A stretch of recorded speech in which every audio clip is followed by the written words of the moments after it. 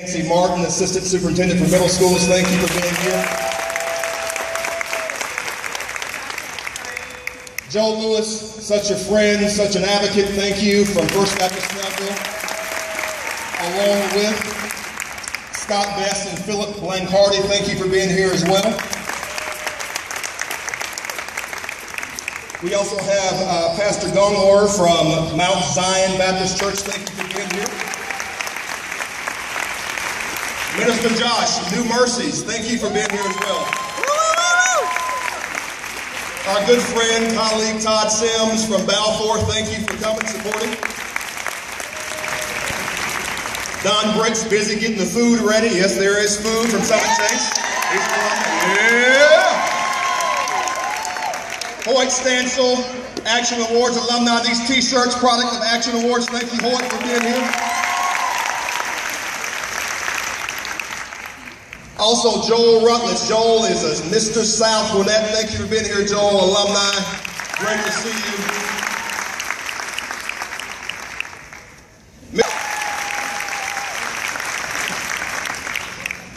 We have our cluster principals. We would not take this moment for granted and not recognize them. So we have from Brick Elementary School, Doris Jones. From Norton Elementary School, Dr. Terry Watlington. From Rosebud Elementary School, Ms. Tasha Chambers. From McGill Elementary School, Ms. Driscoll Collins.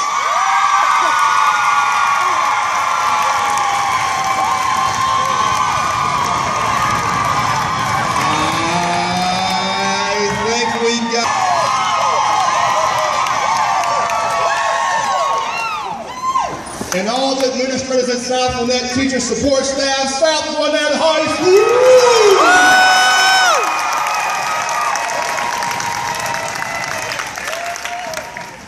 As you know, this is a year of transformation.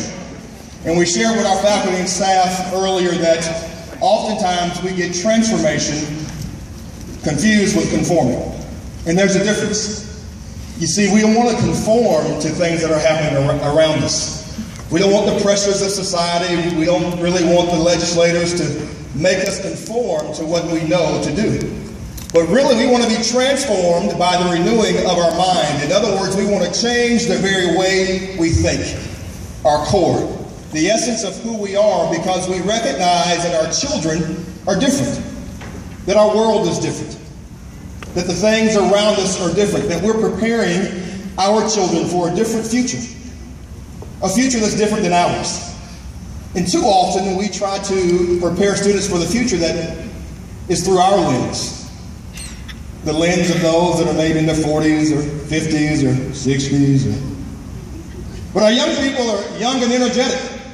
And they have great ideas. And the challenge of us having to prepare them for jobs that don't even exist. You see, in order for us to secure our future, in order for us to secure this South Gwinnett cluster, we've got to be committed to serving them.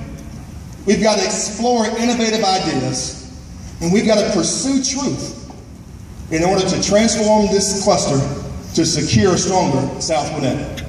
You know, oftentimes you may not want to wear your shirt because you don't want people to know where you work. But I would challenge you, wear your shirts around. And let me tell you, when you have that moment of truth with folks that ask, where do you work? Or tell me about South Gwinnett, or tell me about Rosebud, or tell me about the cluster.